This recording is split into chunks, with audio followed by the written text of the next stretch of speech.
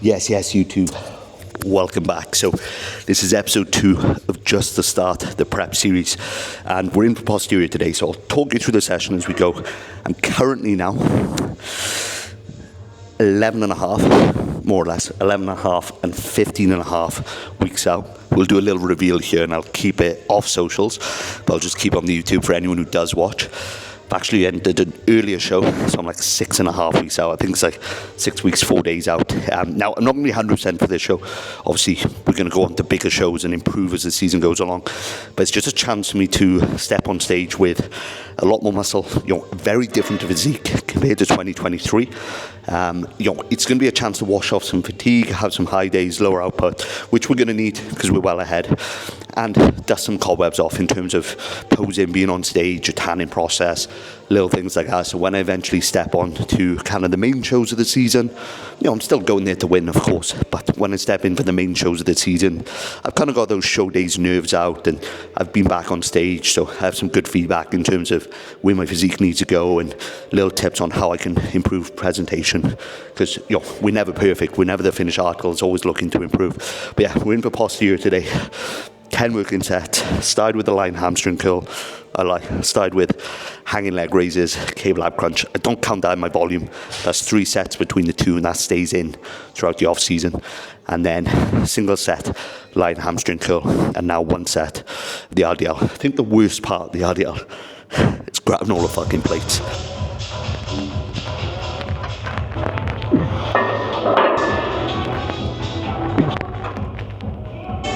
Yes, people. So we're in for posterior today, and we're going to start off here with a lying hamstring curl. As always, before a big hinge, RDL, any sort of deadlift variation, I'm always going to prefer and preference doing a lying hamstring curl first. Obviously, I want to be able to challenge our shortened range before I go into that movement that's going to be a little more lengthened biased. But also as well, in terms of injury protection, keeping you safe, it's going to be an absolute fucking gold mine doing this first. It's going to get blood around the hips, the glute, the hamstrings, around the knee joint. And it's not going to take away from that big movement later on, but it's just going to keep you safer for longer. So 1 set here, 1 set RDL, 1 set seated leg curl, and then we'll talk about the rest as we go through it.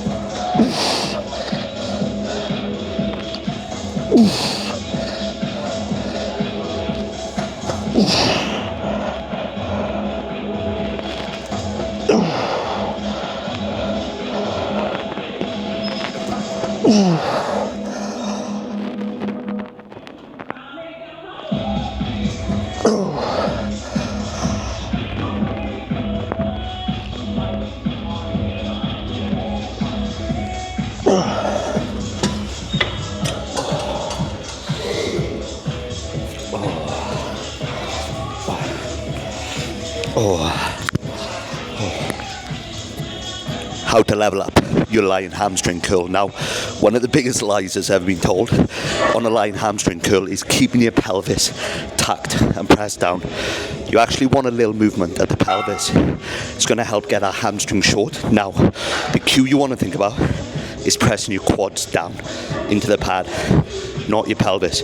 Your pelvis needs a little range of motion to be able to help the hamstring get fully short. Training should be fucking aggressive. One of the biggest mistakes I see now, obviously you'll see a lot of talk, and I'm guilty of this myself, of coaches talking about control, owning the change of force, all these elements, owning the eccentric. Yes, you need to do these things because they will maximize then the contraction, but without an aggressive contraction, without an aggressive concentric rep, it's all a waste of time. Do not move the concentric slower than it can move. Move it literally as fast as you can fucking move. And caveat that, you need to use enough load, so it's actually a challenge. If you're kind of forcing your reps to go slower than they need to be in the concentric, you're wasting your fucking time. How to level up your off season. when you move into an off-season phase, you need to switch your focus from the look, the visuals, to performance. Become a performance-based athlete. If you do this, your runway to progress, the look, when you eventually step on stage, will be tenfold if you try to stay leaner and if you fixate too much on the look in the current phase. The job of the off-season is to gain tissue to eventually improve your look on stage. Don't fixate on what the look looks like too much now.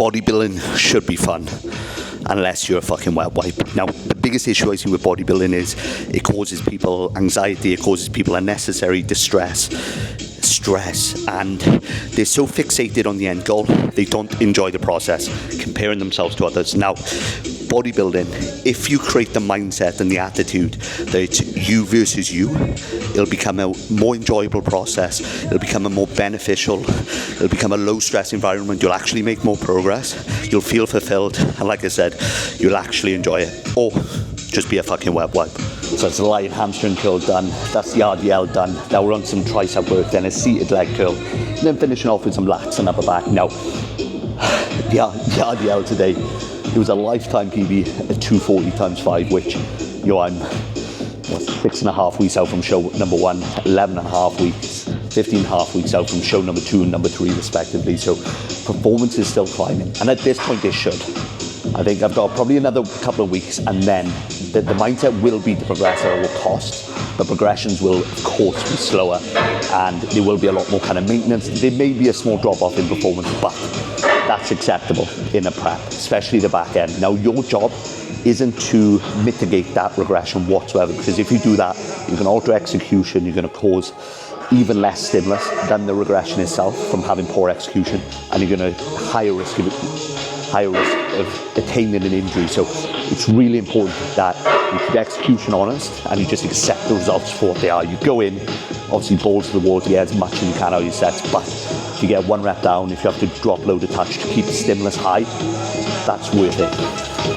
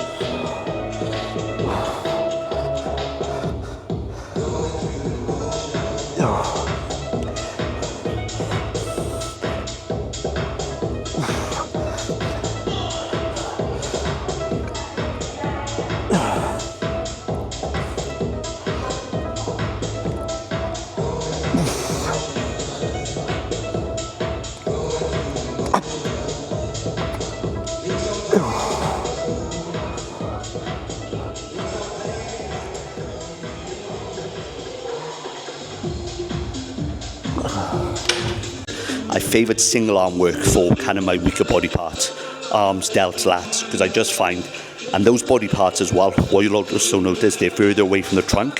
So you can create stability on your non-working side. If you watch me do this, on my non-working side, I'm working just as hard to create stability. More stability equals more output. More output equals more tension equals more motherfucking muscle. So now we're on to the last hamstring exercise, seated leg curl, just a single set here. For me, for hamstring development, and I think for most people, the seated leg curl is just going to be the superior fucking choice.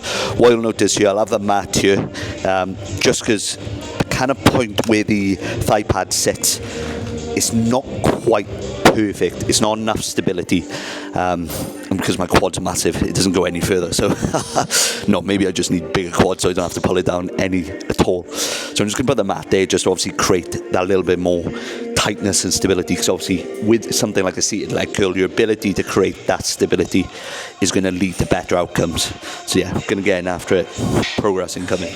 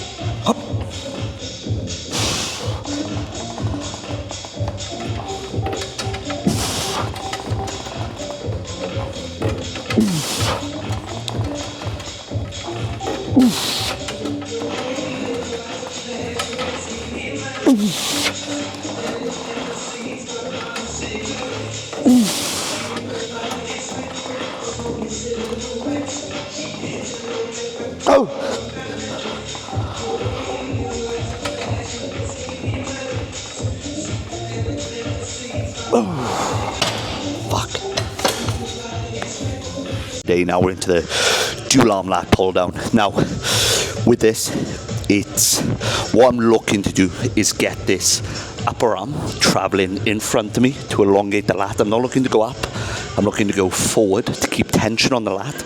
I'm looking to go as high as I can whilst keeping that shoulder depressed, and then driving down, and naturally my arm's going to come in.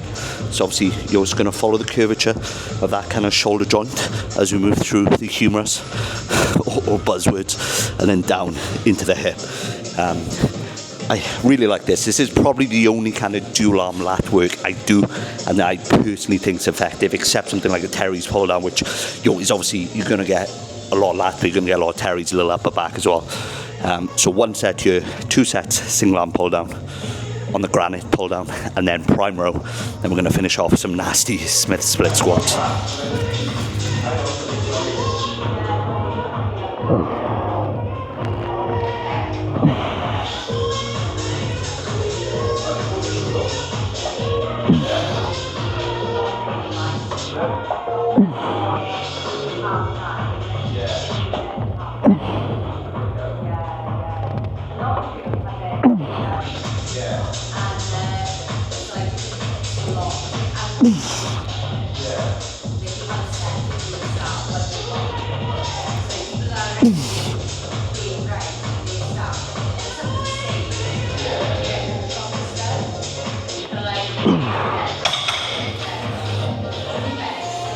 So now 2 sets on the single arm pull down. Well, technically 4 sets. That's another point to make. When I talk about how many sets I'm doing, if, for example, if I'm doing a single arm pull down and it's 2 sets each arm, I just count it as 2 sets when I say I'm doing 9, 10 working sets. So, theoretically it is more and realistically it is more. So take that into account. I don't count it that way. I'm basically thinking working sets for the muscle, how many times I'm hitting that like muscle, and obviously I just count lat as lat. I'm not thinking right lat, left lat, because they're going to be the same. It would be odd if I was doing 3 sets of one and 6 of the other. It's probably people who need that. So now, single arm pull down 2 sets. I'm going to do 50-50 split, and then I'm going to move majority of the weight to the top. So it's heavier now lengthened where I'm strongest, and it's going to drop off nicely through the rep. I'll be honest, I probably haven't talked a lot during this YouTube video because I'm actually feeling a little bit fucked, but I think it's important in prep to soldier on and keep a positive mindset. And even though I'm feeling quite drained right now, I just know, there's new levels of condition incoming the next couple of days. Performance is still fine, performance is still progressing, so simply a case of not being a little ass bitch and getting after it.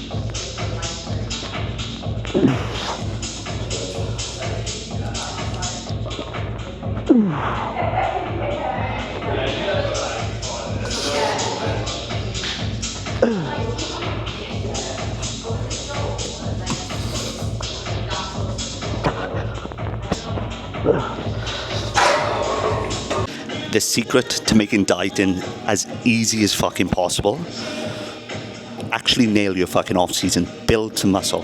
There's nothing more metabolically demanding and demands more calorie usage than having more muscle. So treat your off seasons with the respect and diligence it deserves. Get super strong, build up food, stay leaner, and when it comes down to diet, it's going to be a much easier and productive experience. So we're in for the last exercise of the day. Prime row done. Prime upper back row. I don't think I filmed it. I don't think I hit play. I've done the same for the RDL, but I actually had the RDL recorded on my phone. So I'll slam that in, it'll look a bit odd. It's after the fact now, so it doesn't matter, but it's explaining myself. So just one set split squat, Smith split squat, one to either side. I've actually dropped the load here today. I'm probably just going to look to maintain this now throughout prep. It's at the end of my session, and yeah, your boy is fucked. And obviously I've run into issues with this through my knees before, so I'm just looking to minimize kind of knee flexion here and just keep it more on the glute, so that obviously there's less muscles involved, so I'm going to have to obviously use a little less load and just try and make this as glute focused as I can. It was glute biased before, but I'm going to look to obviously bias and kind of isolate that glute as much as you possibly can on a split squat.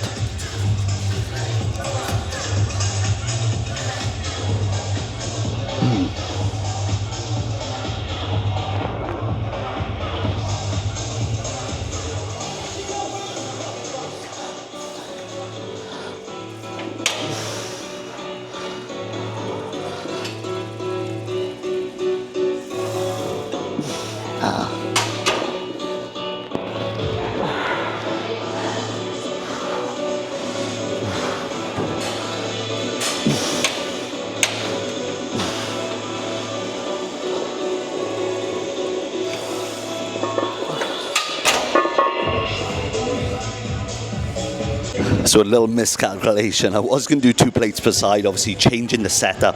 If you change exercise setup and kind of focus, you're going to need a new baseline. So I'm going to set baseline 2.5 plates here and then go from there. And obviously, if you watch, the focus here is as much glute as possible. So 1 set either leg, and then your boy is done.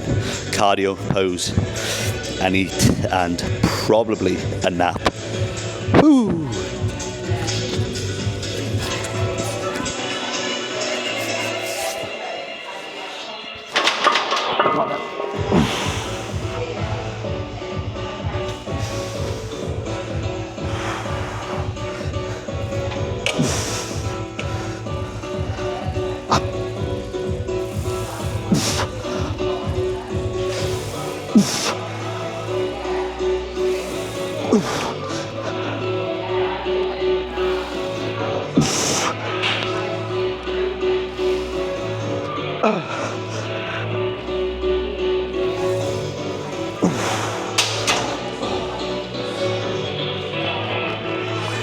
Yes, people. So thank you very much for tuning in for my posterior day. So like I said, we are currently, big reveal, 6.5. God, look at that. It's got bite. And it's not from the missus, gents. It's not from the missus. So 6.5, 11.5, and 15 weeks out from the shows. So that's IBFA, PCA Wales, and the Two Bros Physique Pro Classic, which it's the first time I've competed in all three federations, which is very, very exciting. Boys, I'm not gonna lie, you boys looking decent. Get lean. We're ahead. And I'm in that sweet spot of prep / diet. And anyone who's prepped will know there's a window, and it's different for everyone. For me, it's very small, where I go from moon face to feeling quite attractive. Not bodybuilding ugly. But within about 2 weeks, I'm probably going to go from this kind of sweet spot here to crackhead vibes. So I'm going to enjoy it whilst I can. But yeah, prep is prepping. Prep is moving very well. Today's session, I won't say a struggle, but I wouldn't have wanted to stop to have a conversation with anyone. So it probably wasn't a good day to film it, but I think it's important you see that. Albeit, when it comes to prep, you're looking to achieve something, pretty fucking wild. You're looking to get into condition that 99.9% of people will never have the balls to do. So, yeah, you're looking to achieve something pretty fucking ridiculous. It's going to come with a price. At times, you're going to be very tired, low in energy, low in motivation. You're going to be very hungry. You're going to be a little irritable. Now, you can't avoid those things completely, but you can always choose your reaction. For me, sometimes it's just faking a smile, faking a positive mood, and then that kind of translates into that being the reality. But yeah, very, very happy with where I am right now. I was doing some kind of reflecting. This is going to sound gay. My estrogen must be high. I was doing some reflecting on my last prep, and I've made some promises, and I thought I'd share them with you. I've made some promises of my goals for this prep, and this is going to sound strange. I haven't said I want to win a show, haven't said I want to win an overall, haven't said I want to get a pro card. Obviously, all those things at some point I'd love to do. They're not ultimately in my control right now. I just need to bring the best package I can this year. Now, the promises I've made to myself is I want to be a champion of the process, and I want to very much enjoy that process. That's very important for me because it's how I conduct myself as a bodybuilder, and that's how I value myself as a bodybuilder, is how I go about my process, how disciplined I am, how diligent I am with my day-to-day routine. Again, boxes ticked off. Also, as well as being a champion of the process, it's to not lose myself in the process. I've done that in 2023. I withdrew socially. I became too involved in what I was doing, and ultimately built a lot of stress around what I was doing and my day-to-day routine, where so far what I've managed to really do is just kind of put that bodybuilding box in a part of my brain and switch it on and off when I need to, because ultimately most of the stuff I do day to day, training, love to train, I enjoy my meals, I enjoy my work, I enjoy getting steps done, I enjoy doing my cardio. So most of the time that's just what I do. It's part of who I am. So I don't have to lose myself in the process. And a big thing for me, when I lose myself in the process, I notice I have a lot less time for people, which I wish I didn't admit, but it's true. People close to me, people I adore, you just have less time for them. You're a little less patient, and that's not me. I'm very much like a people person, close to those around me.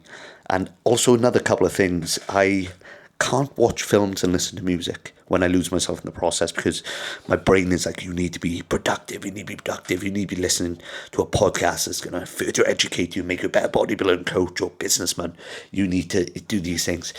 So a big thing I'm doing in this prep is continuing to enjoy and listen to music, and trying to watch, maybe half hour of a film when I have a bit of downtime in the day, or, at night and stuff like that. Because for me, it's important. It kind of pulls me out of that full psycho bodybuilding mode, which I want to avoid.